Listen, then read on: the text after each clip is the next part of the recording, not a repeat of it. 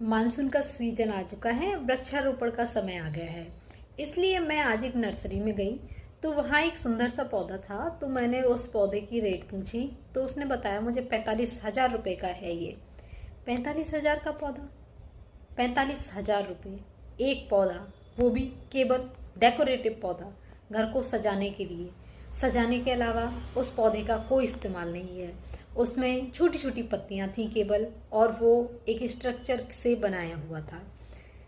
अब देखिए आप, हम प्राकृतिक पौधों को उजाड़ कर, हम किसी के घरों को उजाड़ कर, हम पक्षियों के घोंसलों को उजाड़ कर अपने घोंसलों को सजाने में लगे हुए हैं।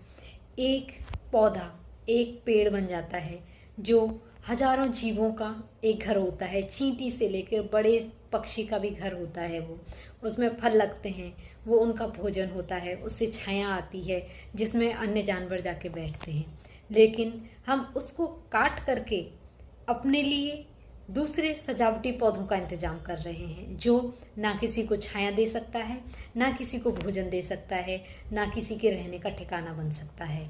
हम क्या कर रहे हैं ये 45,000 रुपये एक पौधे के लिए? बताइए आप, सजावटी पौधों का क्या लाभ है? कोई लाभ नहीं है। हम पक्षियों के घोंसलों को उजाड़ कर अपने घोंसलों को सजाने में लगे हुए हैं।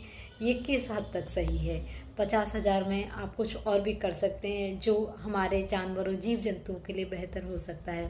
कृपा करके सजावटी पौधे खरीदिए, लेकिन उतने ही जितने जरूरी हैं।